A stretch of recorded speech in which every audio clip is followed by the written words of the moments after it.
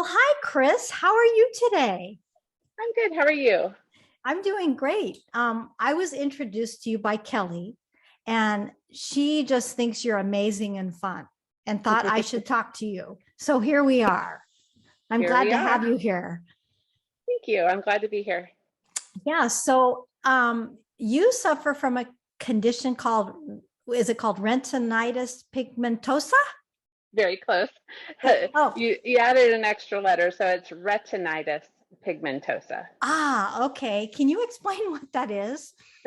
So it's basically peripheral vision loss. So if you remember old style tube TVs, when you turned it off, everything went woo down to one little nub.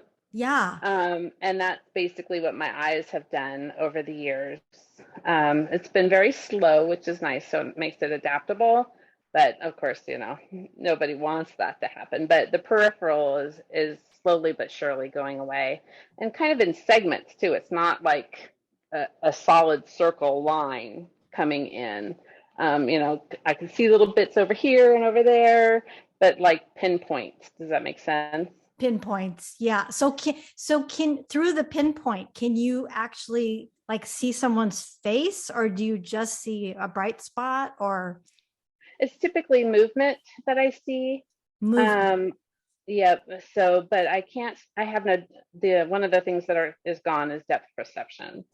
So if I could tell you kind of the progression, first thing that I noticed was night blindness. Okay, and how many Um, how many years ago was this? that was 1998, so Oh, 24 my goodness. years. Okay, okay. Yeah, So night blindness like when you were driving or driving, yeah. okay. And then especially if it was raining. Um, One of the things that I laugh at is so many people are like, "Oh, I can't see at night either." Oh, it's a little bit different. That's what I know. I was gonna say, oh no, me too. It, yours is um, completely different from what we say. We can, when we say we can't see, you really right, couldn't. exactly. And it's interesting too because I've been able to teach some of the people who have some of those complaints but don't have my visual problem. But like the first thing they taught me was to use yellow glasses at night because it makes the lines on the road pop. And Oh, that's a good and I tip. Yeah, and I used to work for an electrical contractor, and we had our drivers out driving all the time, and I made them start wearing yellow glasses when they drove in the rain because it also pops the lines in the rain even during the day. And they were like, Interesting. "Whoa, this is like night and day." Wow. Well, thanks for the tip. Sure. um, so the night blindness went first, and then I started noticing, like, especially here in Washington with all of our trees. If you drove during the day when the sun was out and the trees made a shadow, when I would go into the shadow, all of a sudden I couldn't see. And that was because my pupils wouldn't dilate fast enough, like a standard person's eyes. But luckily when you're driving, you get past that shade and boom, there's light again. So you have to teach yourself to look further forward, basically, and just drive toward that. Oh, wow. We. um, so, and then the depth perception, so not being able to see a curb if it was the same color as the road. Um, uh, Over the long time period of time, now I can't see like somebody's nose and mouth and eyes when I'm looking at them, but I can see the shape of their head. Does that make sense? Yeah, yeah. Um, so, but like I said, it's been very slow. I think if I would have woke up one day blind, like on Little House on the Prairie, I probably wouldn't be this happy with my life. I would have gone and locked myself in a room and said, "Not coming out, sorry." Yeah. um, but it's been slow enough that I've been able to um, adapt as things have happened. In 2005, I gave up my license voluntarily. Um, the most scary thing is in the state of Washington, they don't test for peripheral. Um, and so I could technically go to the DMV right now, Department of Motor Vehicles, for those who don't know what that is, and um, take the eye test and they'd give me my license. But I know I can't see well enough to drive. I turned in my license when I could only drive a mile to the grocery store. And by the time I got to the grocery store, my eyes were so tired from me trying to look all over the place to make sure nothing was going to come out from a direction that I didn't want it to. And I told my husband, I said, nope, I'm done. I am all done. That's very stressful. Yes. So, but I worked up until 2019. I found out I was going blind when I worked at Boeing. And then I got laid off in 1999, and then got into the accounting field and got into a company that adored me for 20 plus years. And they just adapted with me. The state has a great program for the blind, and they continually updated my equipment at work to help me continue working. So as long as I was working, they paid for the equipment. But it got to the point where they had let me hire an assistant for things I couldn't do on my own, like reading a piece of paper. So we did that. And then after a while, with things getting bad in the construction area, they couldn't afford me and my assistant anymore. So I trained my assistant and I went out on disability. Oh my goodness. And so how long have you been home? A couple years? Yep, since 2019, right before COVID. And I'm kind of glad I got out when I did. I was going to say good timing. Yes, very good timing. And I was able to help out with the grandbaby that was born in 2019 and babysitting and stuff. So it worked out great. And so can you still babysit? So my oldest grandson has lived with me since he was born. He's 8 years old now, and he's easy because he's lived with me my whole life with the progression of the blindness. Whereas when my other grandchildren come over, they don't quite understand that I can't see, and they're like, Nana, look, and Nana, help me with this, and Nana, and it's like, remember, Nana's eyes are broken. Oh yeah, you know. So that's when it's difficult. But with the one that's lived with me all his life, you know, he's just used to it. Yeah. And you have children. I do. I have 2 of my own and 2 stepchildren. And they had to learn over the years that you've got to pick your stuff up or I'm going to trip over it. I kind of describe my vision as projector view as well. So the closer something is to me, the less of it I can see. The further away it is, the more I can see. So they make glasses that I can put on people so that they can see what I see when they walk around. But the easiest way is if you take 2 paper towel rolls and you put them up to your eyes and you try and walk around with the paper towel rolls, you can see everything way out in front of you, but you can't see the floor unless you're looking down. And you can't see up unless you're looking up. You can only see exactly what you're looking at. So if they put something or move furniture or something and I don't know about it, yeah, it's a disaster. So have you walked around tripping a lot over things? Oh, yes. I really knock my shins a lot on the dishwasher door when it's open. And I don't know it, or even if I opened it and I forgot. Oh my goodness. So yeah, lots of bumps and bruises on the body. Just the other day, I took my grandson, we ride the community transit bus down to YMCA summer camp, and I drop him off, and then I've got to walk 2 blocks to the bus stop. Well, on that street, there's they've got the little old style mailboxes, not the big silver one with a bunch of little ones, because it's downtown Stanwood. And so it really narrows up the sidewalk. And I'm swinging my stick back and forth with my hand and didn't see the mailboxes because they don't necessarily come down to the ground. So my stick doesn't know it's there. And whacked my finger so hard, I thought I broke my hand. Oh man, I thought for sure it was broken, but I had to make the bus, so I had to keep going. Did you know what you slammed into? Did you know it Oh was a yeah. mailbox? Yeah. Oh Yeah, my gosh. because I've walked that route with my grandson. He's told me where things are and stuff like that. But I was running a little behind, so I was walking faster than I normally I do. see. So and I whacked it. One day, I was actually with him and we crossed the street at a crosswalk. There's the big pole that has the push buttons for crossing the street and stuff, was right there. And he was looking somewhere else. And my stick didn't quite catch it because we were walking fast again. And I turned to see what he was doing and ran right into the pole and slashed my eyebrow open. So I've got a big scar under this eyebrow. And of course, head wounds, blood gushing everywhere. Oh And he's like, I'm no. so sorry. I'm like, you didn't do anything. So I'm trying to yell around for somebody to help, right? And he's freaking out because of all the blood. And luckily, the Everett Clinic was 1 block away. So we just walked over there with all this blood gushing everywhere. So it's always an adventure with me, always. Oh, it sounds like it.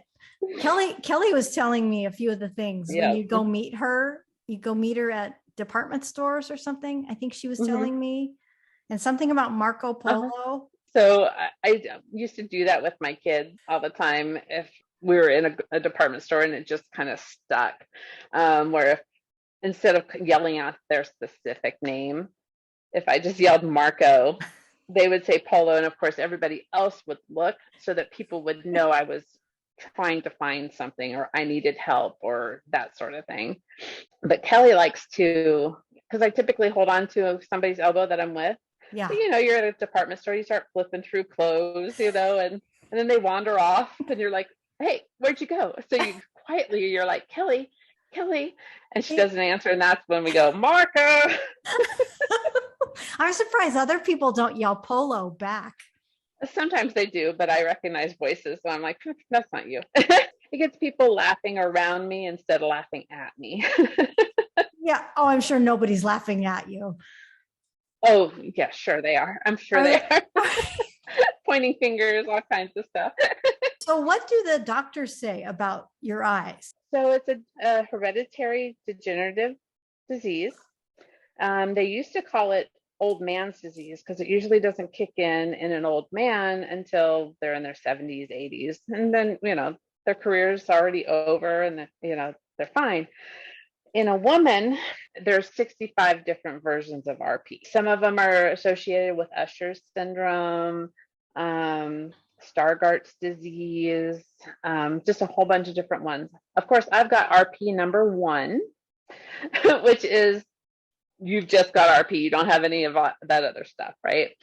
And so it's hereditary. And in a woman, with RP1, it typically doesn't hit till old age, just like a man, unless you have children. I had 20/20 vision until I got pregnant. I started having to wear glasses, and at the time I still didn't know the eye disease I had with my first child. And then with my second child, it got even worse. And then later on, after seeing the doctors, I found out that, having children as a female kind of jumpstarts the process. So what if you didn't have any kids? Would you be able to see now? Probably better than I can. I don't really know how far along I would be, but if I hadn't had children, my eyes would be better than they are now. So I love blaming my children for my problem. Yeah, really. Do you tell them that? This is all your fault. Oh, yes, all the time. And, but apparently I'm the first one in my family to have it. Even though it's hereditary. Yes, my mom and dad both carried the recessive gene. And so them having me as a child or together gave me the dominant gene. So I also get to blame them. They're not married anymore. I'm like, see, you should have never gotten married. Should have never had me together. So, but I do it jokingly. It's all in good fun. I'm just not somebody that gets depressed, and I just take the best of what I've got.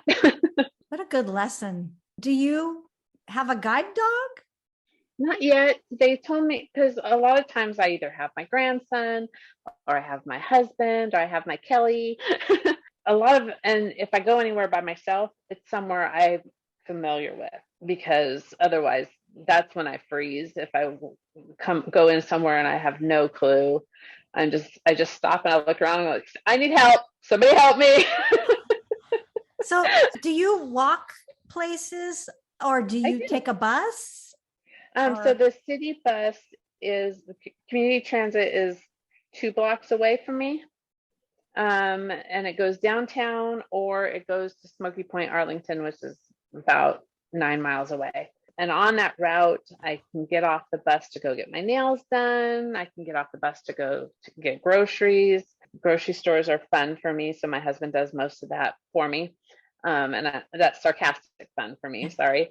I get massages. I ride the bus for that. Washington State also has something called Dial-A-Ride Transit. I know a lot of states have it, but some areas of states don't. But it's the door-to-door service. So if I'm going to go somewhere where I don't know how to take the bus, then I call them and you have to give them at least 24 hours notice, and you can book it up to a week in advance.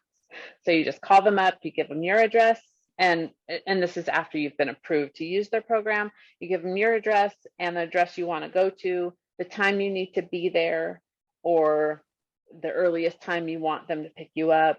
And then they schedule it and they come straight to your door, and it's called door-to-door service. They don't do anything after they've dropped you off, but at least gets me to where I need to go.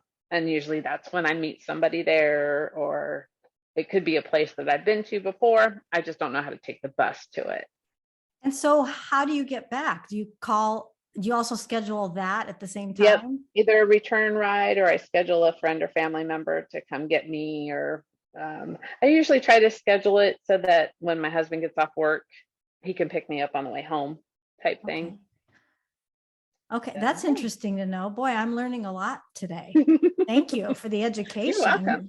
Sure. And you said you don't have a guide dog yet. Do you think you'll get one? Oh, yeah. Yeah. Sorry. I never finished that story. That's okay.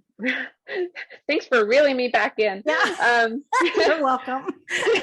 So the guide dog thing, they told me that because I have so many resources that I use now, that if I started using the guide dog, I would desensitize it because I'm already familiar with where I go. And then eventually the dog would lose its training.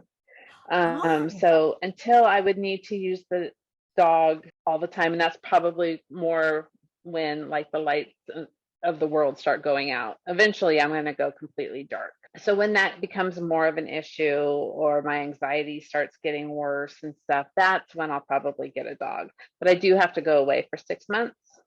You have to go away? For the training. You go to a special school, and in that school you learn other things too, like cooking. They blindfold you for everything. They blindfold you even though you can't see? Well, I still have some sight, right? So I can see light from dark, I can see movement stuff, but they want you to be completely blind in the school so that you learn how to do it completely blind. Does that make sense? Yeah. And so you go away for 6 months and learn all of these different things. Yep. How to live on your own, basically, not dependent on, and it's probably changed since the last time I looked into it. I looked into it in 2011. So since then, things have progressed. COVID's taken us backwards. I really don't know what the process is now and how many of those schools are even still open. What about like Braille? Have you tried to learn that, or is it harder to learn? It probably is harder to learn when you get older. Harder to learn. I started learning it, but it's also hard to retain because of all the technology that's come out. Apple is amazing when it comes to the blind. They have what's called voiceover on the phone, which reads me everything. And like I was telling you, where you see the icon and just push it, where I have to push around the screen until it tells me I'm on the icon, and then I double click and then it opens it up. And then it starts reading me what's on the page. It's a lot to get used to. I have to wear headsets so I don't annoy everybody around me. I also, if I didn't have a headset on, I have the voiceover turned up in speed so that other people can't like tone in on what I'm doing on my phone. So people are like, what did your phone say? What did your phone say? Exactly. I don't want you to know what my phone just said. Right. But because I'm focused in on it, I know what it said. So that's a handy tool. I have software on my computer still that I was using when I was working that reads me emails and helps me navigate through the QuickBooks. I use QuickBooks to still do my personal accounting. And each time I tab through anything in there, it reads me the block I'm in and stuff. So there's just so much technology out there. And then we've got audiobook. I don't need to Braille to read anything because That's audiobook. true. There's a software on my phone. Yeah, there's a software on my phone called Seeing AI. And if I turn it on and point the camera at whatever I want to read, it starts reading me the piece of paper or the can of food to figure out what the food is. Amazon Alexa, if you have the Echo screen, and it's probably listening to me right now, you can put product up in front of the camera and it'll scan it and it'll tell you what the product is. So if I want a can of baked beans, I'm not opening a can of green beans instead. Oh, gosh, there's so much to learn. Yeah, there's so much technology out there. It's wonderful. And we have something here called Lighthouse. They are the people who will come to your home each time you need some training on something. Like when we moved into this home, I didn't understand how to use the touch screen oven in the house. So they came out and they put like little dots in different spots of the screen where bake would be or broil would be. And here's where you go up and down in temperature so that I could touch the screen. So you feel the dots or can you actually see the dots? I have to feel for them. You have to feel the dots. Yep. Same on the microwave. Have you noticed all the microwave now? The screen is flat and you just push on the screen.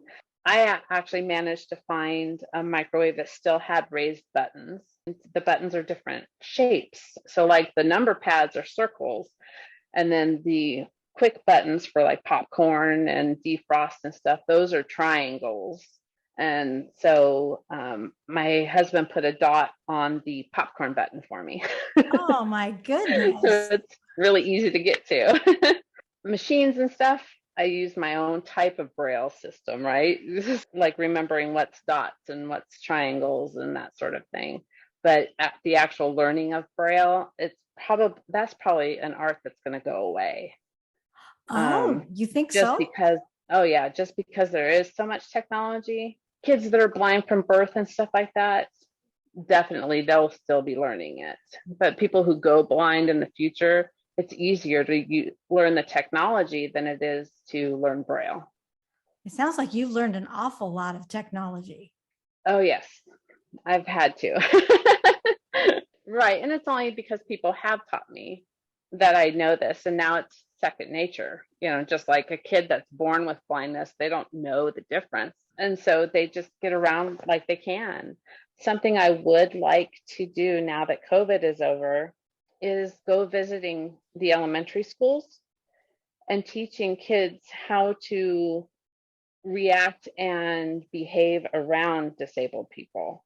Because between COVID and the fact that we just don't teach our kids to do that stuff anymore, the art of being considerate to a disabled person's needs is gone. And to give you an example, these kids that are riding their bikes to school, I'm sitting there walking maybe back from dropping Hunter off at school, which is, maybe a quarter of a mile away. It's not that very far.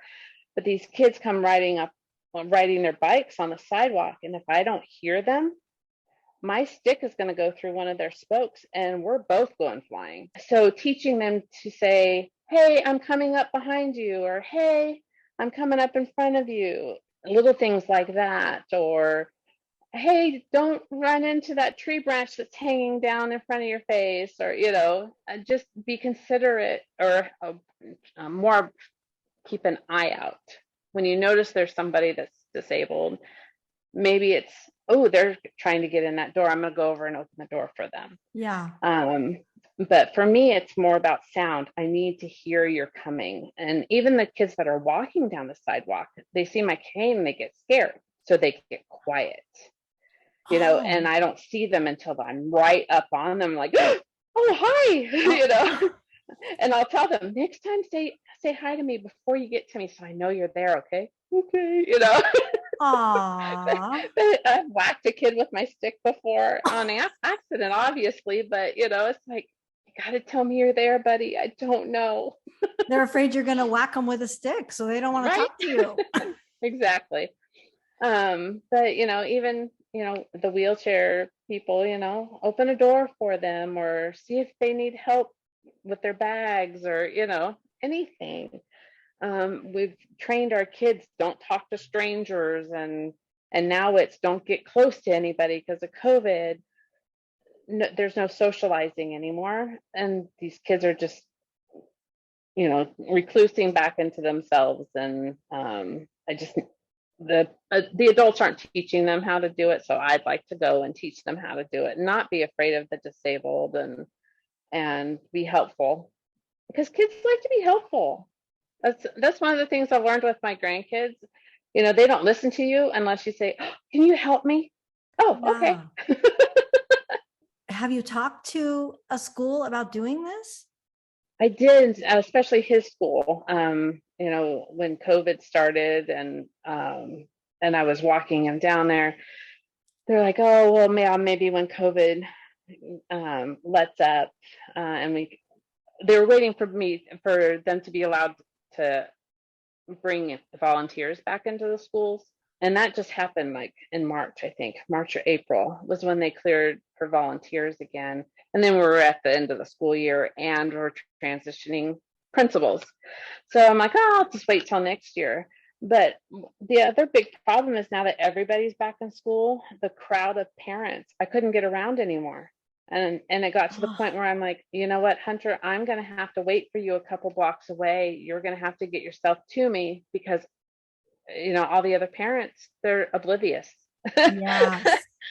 And I couldn't move around. The anxiety started kicking in, because like I've said, I can see movement.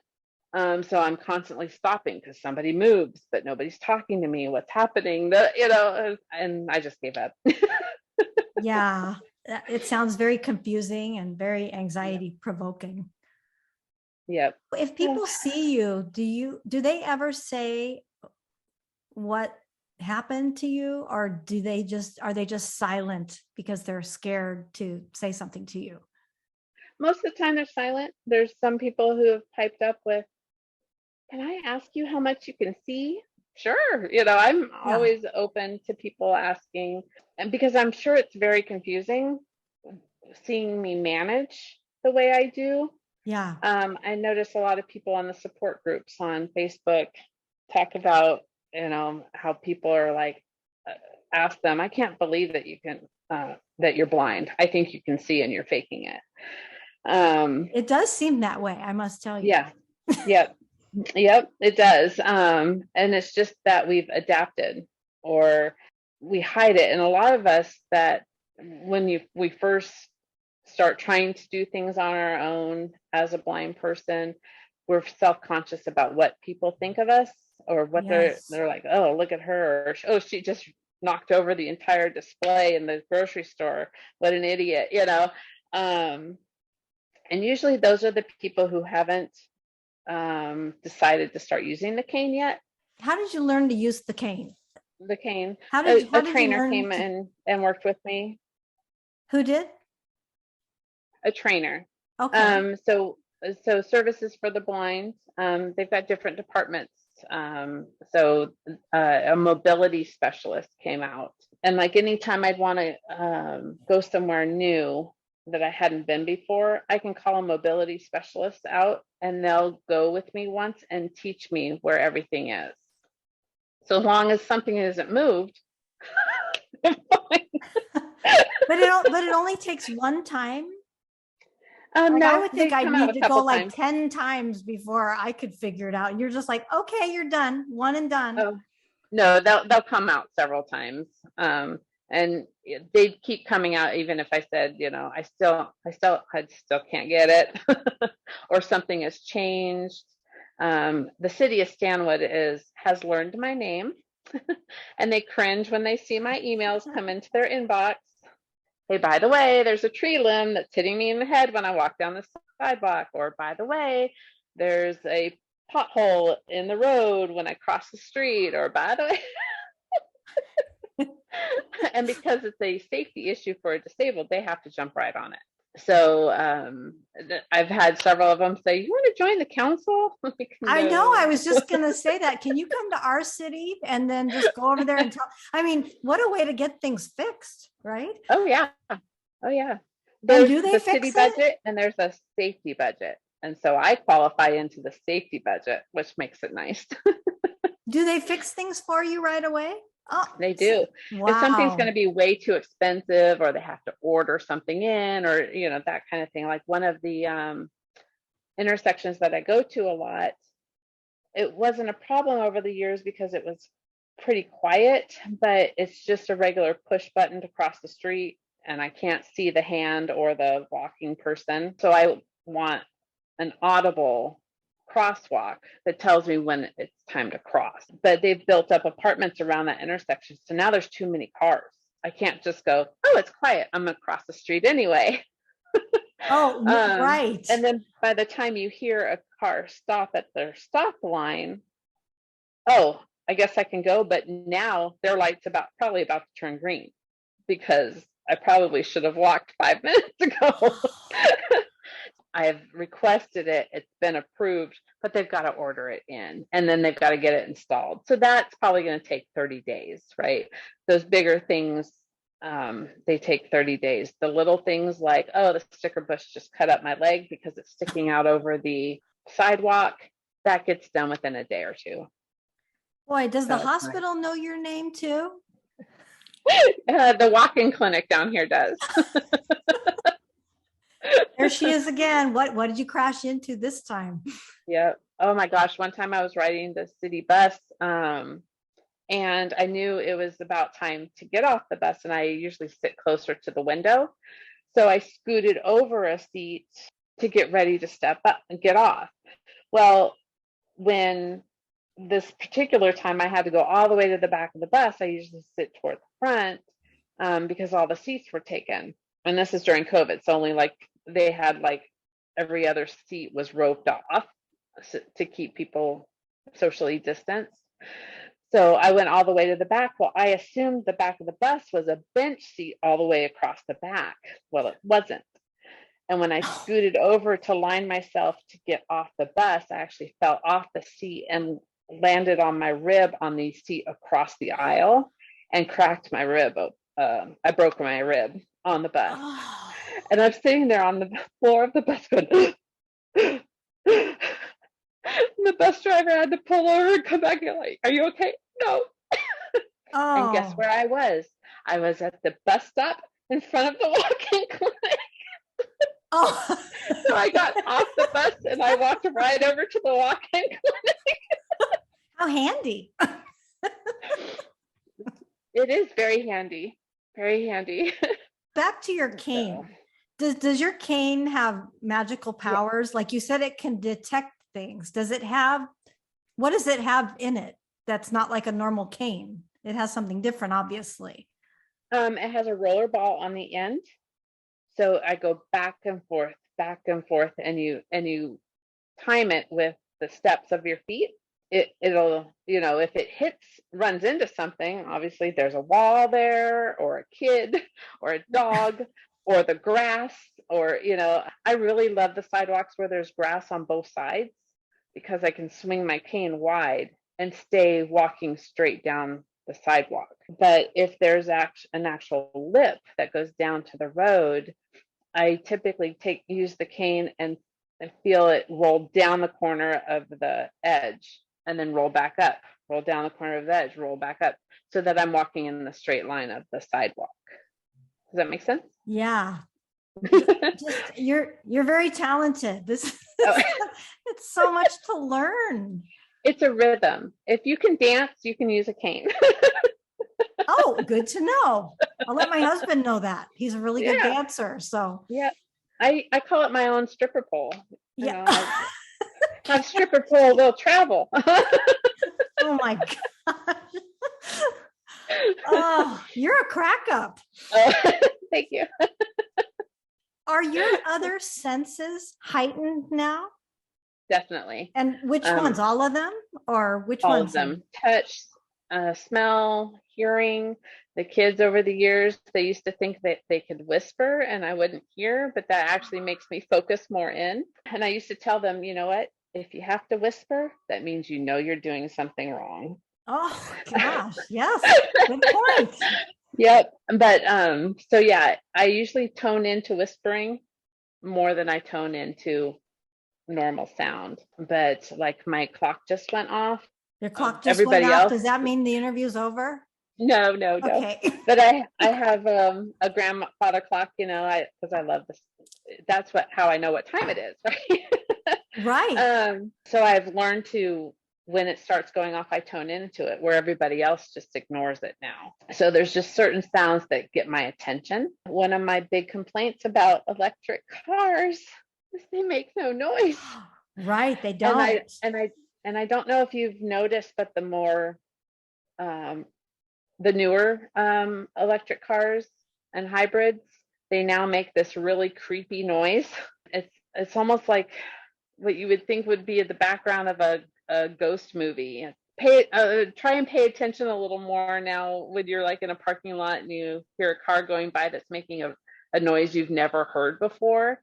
It's for us blind people so that we can actually hear the vehicles now. Oh, but did they have to make it so creepy for you? Right? It's the creepiest sound I've ever heard. It's like, really? I mean, it's better than the beep, beep, beep, right? But yeah, it's my daughter-in-law got one and she pulled into my driveway and I was like, what is that? What kind of noise is that your car making? That's awful. And she's like, what are you talking about? She never even noticed it. But now she notices. She's like, oh. Well, it's just like the debit card readers at the grocery stores and stuff. When you stick it in, and when they want you to pull it out, it goes. Yes. Like, really, that's an awful sound. It makes it sound like your card's just been denied. Yeah, right. You really pick up on different things, don't you? That Yes. we just like, it's just part of everyday life, but you actually can identify the sounds of Yes. different things better than we could probably. Yeah. Yeah, my Did you- kids hated it, but I'd always be like, go put deodorant on. What are you talking about? I don't stink. Yes, you do. Oh, So I'm really sensitive to that stuff. And I am probably the only person in Washington State that hates the smell of lavender. that's very strong. You know, I have can't a very heightened sense of smell. I don't know if you saw my first or heard, probably more heard my second. heard.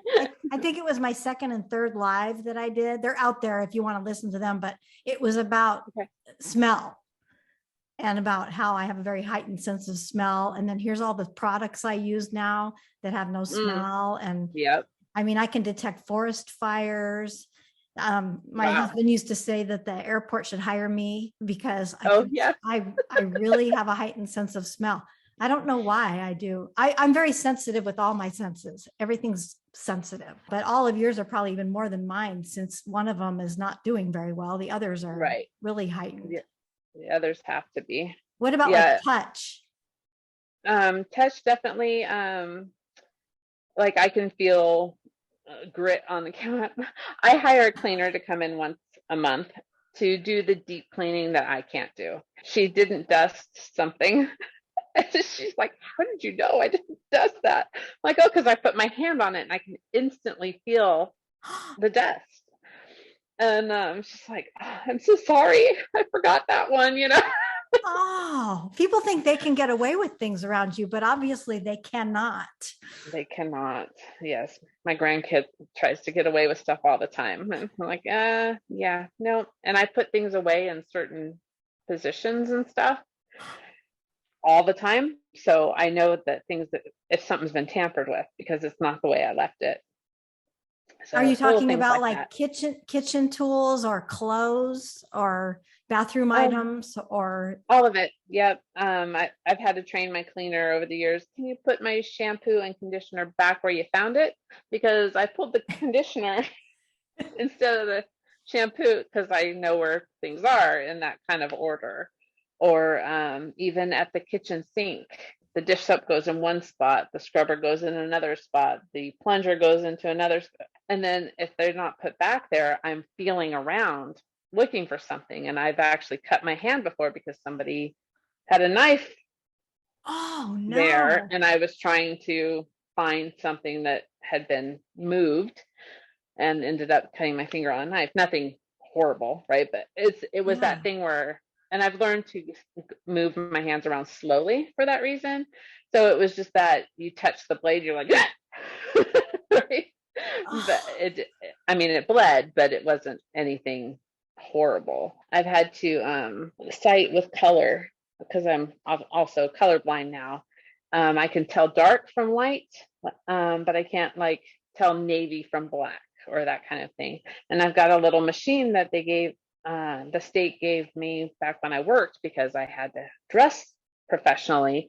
It's called a colorino.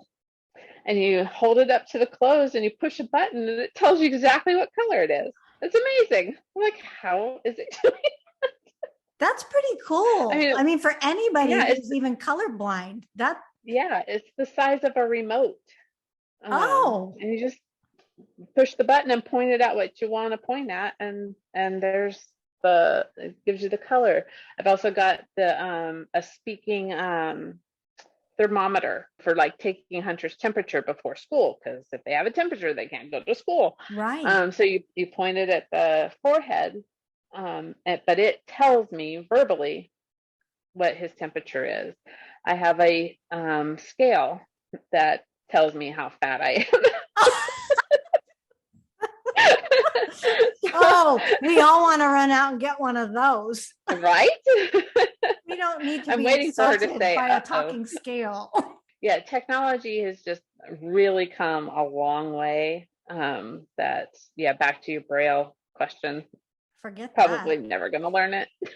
Oh, this is a great way to keep your home organized. I mean, I'm all about having Yeah. less clutter and keeping your home organized and putting things back where they belong.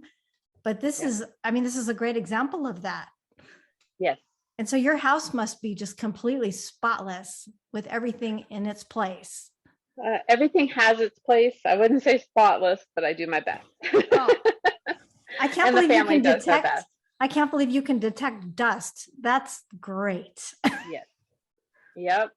I don't like, and I'm a texture person too. Now that my touch is heightened, I actually don't, there's a lot of fabrics I don't like the feel of. I don't like the feel of jeans.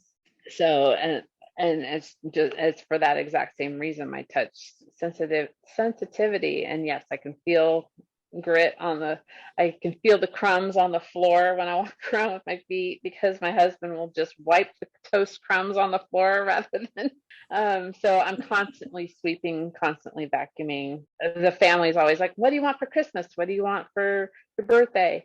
I don't like things anymore. Nothing I have to see. So I've told them I either want to taste it, smell it, I want to hear it, or I want to feel it. So if I can't do any of that kind of stuff, then I don't want it. Yeah, because why bother if you can't see it? I mean, you don't want something you Exactly. can't see. So what I've about when you're trying to get clothes ready in the morning? the colorino. Yeah. I used it back when I worked, but now I'm a little bit more simple. All of my pants are either white or black, and all of my tops, like this one, I just know it was the Seahawks one because I know it has the glitter. Because you can feel the glitter? I can feel Oh, it. oh wow. Um, yeah, so a lot of my shirts have different textures in different places. That's how I know which shirt is what. In the summertime, I love wearing maxi dresses. One stop shopping, right? There you Yeah, go, I'm that's dressed. easy. Nothing Very has to easy. be matched. So just, my wardrobe's very simple now.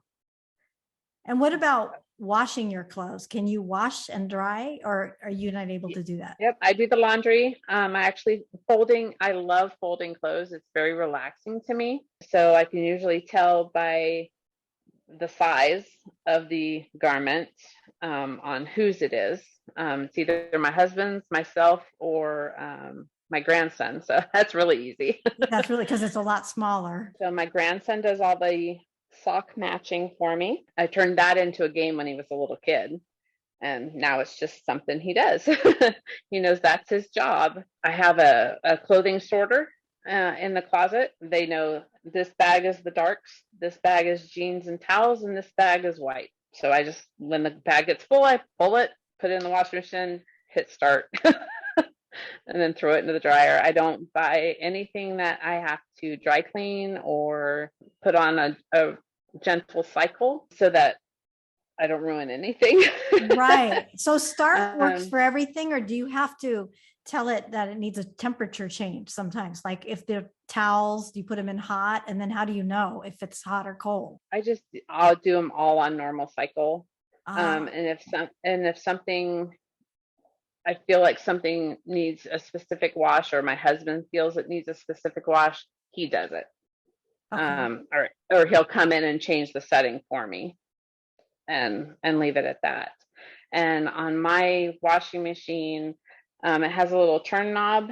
I used to have one that had buttons in specific places, kind of like what I've talked about with the microwave and stuff. Right. But when we got this one, it's a turn knob and goes ding, ding, ding, ding, ding to all the settings, right? Well, I have no idea which setting it's on, but for some reason, I can watch the screen where the time is, the amount of time the cycle is. And I've just memorized that 59 minutes is the normal cycle. And so I just turn it until I see 59 and then hit start. Wow. But usually it's always set on that one cycle. It defaults back to the last cycle it was on. So as long as nobody else is doing laundry, I know what cycle it's on. And then you have no trouble pulling it out of the washer, putting it in the dryer, and then turning that on. Correct. Okay. And then you like folding clothes. I do. It's relaxing. I actually had a neighbor who has 3 kids. 2 of them are twins. She would go, "Hey, I did laundry today." And so I would just go over and I would talk to her, and I would just, like, within an hour, all her clothes were folded, and then her kids would put the clothes away. Boy, I know a lot of people who would want you to come over their house. I did have one lady who was actually paying me to do it. I would go over and she'd have like 4 or 5 different baskets full of clean clothes that she had washed, and I would just fold them and put them in the piles to my best ability, and then they'd fix it when they came home and put them away. But I got to the point where she couldn't afford it anymore. That would be a great job, though. A clothes folding service. Yeah. Yep. I asked my salon. I said, "Hey, I don't want to get paid. Otherwise, that messes with my disability check. What if I was to come in and fold all your towels from, the hair salon side and get a discount on my haircut?" What'd they say? She hasn't gotten back to me yet. I just recently asked. She just went through a remodel and she hired like 3 or 4 more stylists and stuff. So she's like, "And let me think about that." So I have to bug her about it when I go back again. What a great idea. Yeah. But yeah, I've got to try and I got to keep myself busy. I don't like being bored, and I can usually get my house chores done within the first 2 hours of the morning. And then it's like, oh, now what? And it sounds like, you're just constantly learning all the time. Yep. And then I do a lot of phone consulting with my friends. It kind of being like a listener, where they need to call their frustrations, or do I have any ideas of how to solve this problem? I've been fortunate or unfortunate that I've actually had a lot of different life experiences, and that could be 20 more of these podcasts and interviews, but so I've had a lot of life experience, so I have a lot of advice to give. So, and my friends call me for advice all the time, so it makes me feel useful. Oh, would you like to tell me about some of that, about what kind of advice you give? So I've had 2 divorces. I used to actually type up people's divorces with Washington State. The forms are online. And because I've been through the court system several times for different things, I know how to do things for them where they don't have to hire an attorney as long as there's no contestment, right? Okay. I even know how and I used to be able to fill these out when I could see better, but I used to know how to calculate the child support worksheets and all that kind of stuff. And then there's a county here in Washington called Lincoln County that's over in Eastern Washington. So if you have a non-contested divorce, you can type up all the paperwork, send it over there, and then it gets filed. They wait 90 days, you send it again, they sign it, and you're divorced. You never even have to go into a courtroom. Oh my goodness. But a lot of people don't know that. I've helped people with some of their CPS court stuff, child custody, and I had to go through that with my grandson because his mother had issues. So we had to go through all of that, and I learned a lot in the system, and then I just kind of help other people that need that reassurance, or how do I do this, or who should I contact. I have what would be the word? I am not afraid to pick up the phone and call and start asking questions. And there's a lot of people that just don't have that time, or they're working during the day and they can't call the place that's open, and they'll call me up and go, hey, can you call this place for me and find out this information? Sure. So it just gives me something to do, and I enjoy that. Oh, this is good to know. I'll be calling you. Okay. I love to investigate stuff. Oh, as long as I don't have to actually see it, then I can do it. You're the investigator. All right. I am the investigator. Are you part of communities on Facebook or elsewhere that for people that have the same condition as you?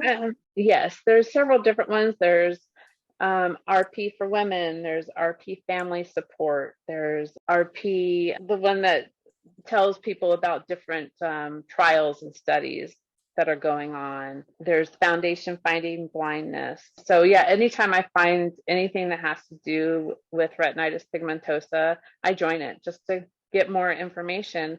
And a lot of people ask questions on there. What did you do when this happened to you? And then people pipe in the comments section and help that person out. So anytime there's something I can relate to, I chime in there as well. Oh, that's so helpful. Yeah. And I learn things from other people. And there's a gentleman named Daniel Steele, and he writes poems. They talk about the daily trials and tribulations to also help us send that out to our family. Oh, this relates to me, but it's in poem form, and people find it easier to read in poem form, I've found, and understand. So some of them I've shared on my Facebook page, so people go, oh, that's what she goes through. And then there's a gentleman who wrote a book. He actually works for the Lego company over in the UK or wherever the original Lego place is. And he has RP, and he's, tried to hide it from work and the different trials and tribulations he went through of trying to keep his job as long as possible. And so that was a neat book to read or listen to, audiobook. Yeah. But I would have never known it existed if I hadn't seen it on one of those Facebook pages. Yeah, they are so helpful. Yeah. What advice could you give others who are going through what you're going through? You are so positive and inspirational and just so encouraging. What could you say? Luckily, I've always had that personality. So, and I'm not religious by any means. I really like the saying, God doesn't give you anything that he doesn't think you can handle, or that this eye disease was given to me for a reason, so that I could either help somebody over here with this. And I've always tried to find the good in everything. Oh, it's raining today. Oh, guess what? Now you don't have to mow the lawn, right? So I always try to find something like that and anything bad that happens. There's lots of positives to me being blind. A, I get handicapped parking. B, I don't have to do all the cooking. My husband does all the cooking. I do the cleanup afterward. I get out of a lot of things. Randy likes that we go, Randy's my husband, that we go to the mall, and he calls it parting the sea. And I don't know if you've ever noticed, but teenagers do not get out of anybody's way. They expect you to get out of their way. But when they see my cane, they all get out of my way. So, Disneyland, I can go to Disneyland and get to the front of the line. I don't have to stand in line. I actually get backdoor access to the rides because they stop the ride so that I can get on. And that's done behind the scenes. And of course, the family that I have with me gets to go with me. Oh, yeah. Okay. And people probably call you and go, you want to go to Disneyland? Exactly. Or at Christmas time, you want to go to the mall with me? I need to park up close and, Really? that kind of thing. Yep. So Christmas time, everybody takes me shopping just so they can get parking. But I guess the advice I would give is somebody out there has it worse than you. So do the best with what you have and know that you can't change what you can't change. And that's kind of how I live life. It sounds like it. You're such an inspiration. I'm so glad I got to meet you. And I'm glad that you've been coming to my lives because it makes it more exciting when you're commenting. I love it. I enjoy your lives too. I love that. Love getting into the whole positiveness of your posts and you've got different Facebook pages, but everything's kind of on that positive realm. So that's why I like following your pages. Aw, well, thank you. And You're so welcome. if people want to get in touch with you, where can they find you? My email address, I collect orcas. I've been an orca since I was an orca fan since I was a little kid when Shamu kissed me on the cheek at SeaWorld in Florida. Aw. So my email address is orcababe, so that's ORCABABE at msn.com. Okay. So I can be emailed there. That's probably the best way to get a hold of me so that I'm not giving out my cell number or anything. Right. I didn't think you should do that. Right. No, I'm on Facebook. So I'm Christina with a CH, Everson, that's E-V as in Victor, ERSON. Okay. And if you just send me a message on why you want to be my friend so that I know you're not these spam people. Why you want to be my friend? I would like to offer the same thing. If you want to be my friend, let me know why you want to be my friend. And then I will know that it's not a spam either. Yep. That's hilarious.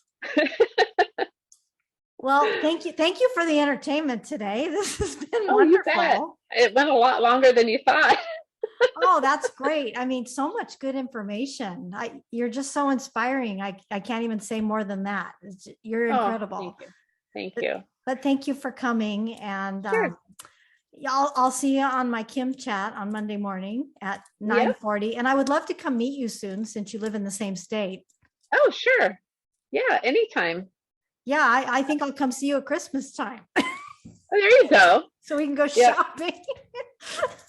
Oh, and by the way, one of the other things I love to do, cruise ships. Cruise ships are so safe for blind people. And then we actually have little blind groups that go on cruise ships because there's elevators everywhere. They feed you. There's entertainment. The cruise ships, best place for a blind person. Okay. I never thought of that, but okay. That's great information too. Yep. Well, if you have any more information, please let me know and I'll share it with our audience. I'll put more into the show notes if you think of something else later. Okay. Yeah. And if you ever see anything on my Facebook page you want to talk further about, just let me know. Okay. Well, I hope you have a wonderful weekend. You too. Thank you so much. This was fun. Thank you. I'll talk to you soon. Okay. Bye-bye. Okay, bye.